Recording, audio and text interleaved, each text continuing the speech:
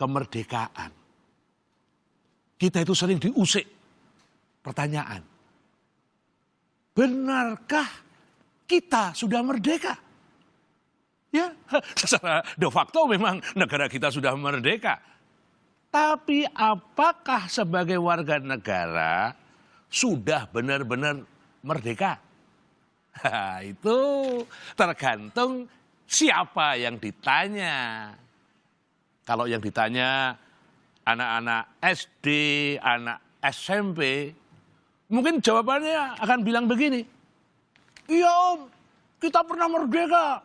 Kita sekolah bergembira, senang, happy.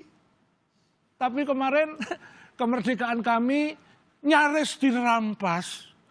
Karena kami akan dianiaya dengan cara dipaksa sekolah 1 hari penuh. Untungnya batal. Yang mengusulkan, om, ngeper duluan, dirajam sama rakyat Indonesia di media sosial. Jadi tergantung kepada siapa itu kita tanyakan. Kalau itu kita tanyakan kepada guru-guru, kemerdekaan artinya apa Pak Guru? Kemerdekaan itu kalau ada sertifikasi guru sebulan sekali, jadi aku bisa ngerapel gaji sebulan sekali.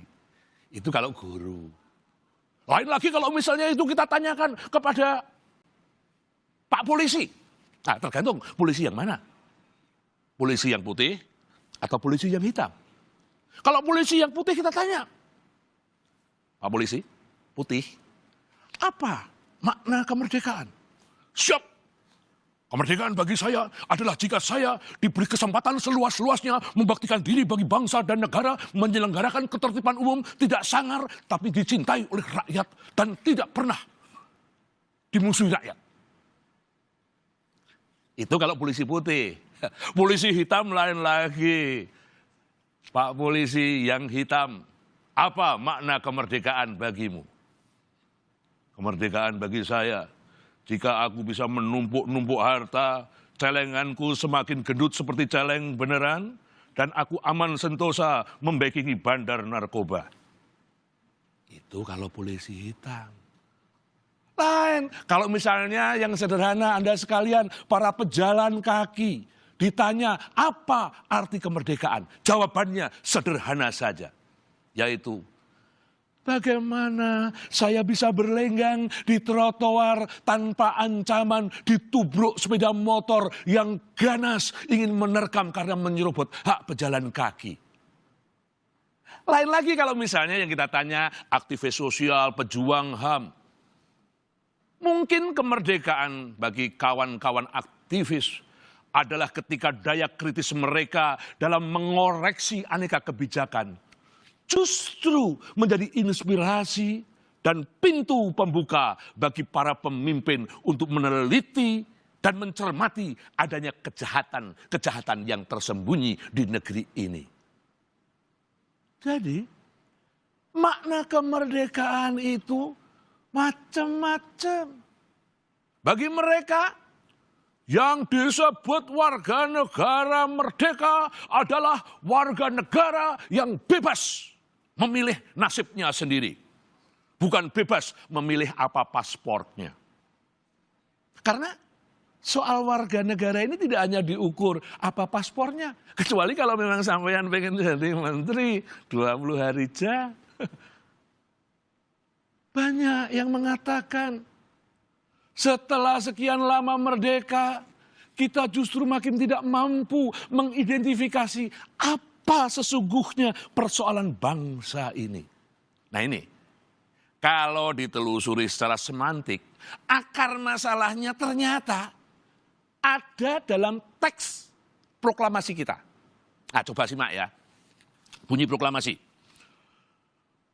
Proklamasi kami bangsa Indonesia dengan ini menyatakan kemerdekaannya. Hal-hal mengenai pemindahan kekuasaan dan lain-lain akan dilaksanakan dengan cara seksama dan dalam tempo sesingkat-singkatnya. Nah, ingat, ada yang perlu digarisbawahi. pemindahan kekuasaan. Disebutkan dengan jelas. Makanya nggak perlu heran kalau selama ini para elit politik kita itu cuma sibuk ngomongin pemindahan kekuasaan. Dari pilkada sampai pilpres itu juga soal pemindahan kekuasaan. Ahok sampai Bu Risma itu juga cuma urusan pemindahan kekuasaan. Asem toh. Tapi coba perhatikan kata-kata lagi dalam teks proklamasi. Dan lain-lain. Itu ada di dalam teks proklamasi. Nah, jelaskan itu. Dan lain-lain. Padahal menurut ahli linguistik, inti dari teks proklamasi itu justru ada ini, ya, dalam kutip dan lain-lain itu. Ayo coba, menurut sampean, apa sebenarnya yang dimaksud dengan dan lain-lain itu? Apa? Semua punya tafsir sendiri-sendiri, pemahaman sendiri-sendiri, jadi ribut gaduh sendiri. Makanya jangan heran kalau tempo hari para menterinya juga cuma godah gaduh melulu.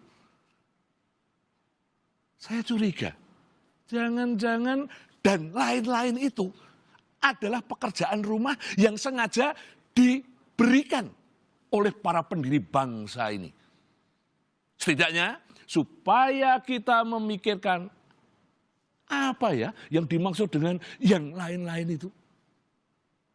Ini tidak hanya soal memikirkan soal bagi-bagi kekuasaan atau jabatan. Jadi cuma diusik terus pikirannya. Oh, saya ingat kok. Bung Karno, presiden kita yang pertama pernah mengatakan,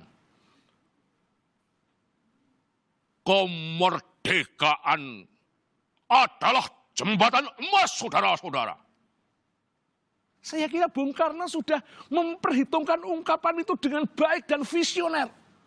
Bung Karno tidak menyebutkan dengan kemerdekaan adalah jembatan besi. Enggak.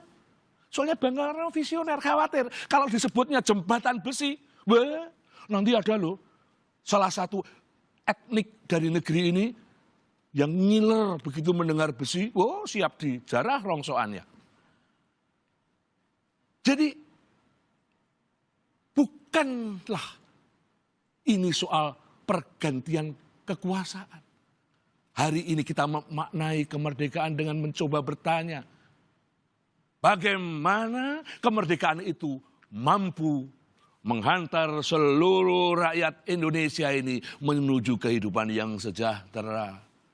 Kemerdekaan itu bukanlah soal cita-cita kita, bukan. Tapi apa yang bisa kita lakukan? Maka kewajiban kita sebagai generasi hari ini adalah melakukan hal yang baik dan bermanfaat untuk kemajuan bangsa.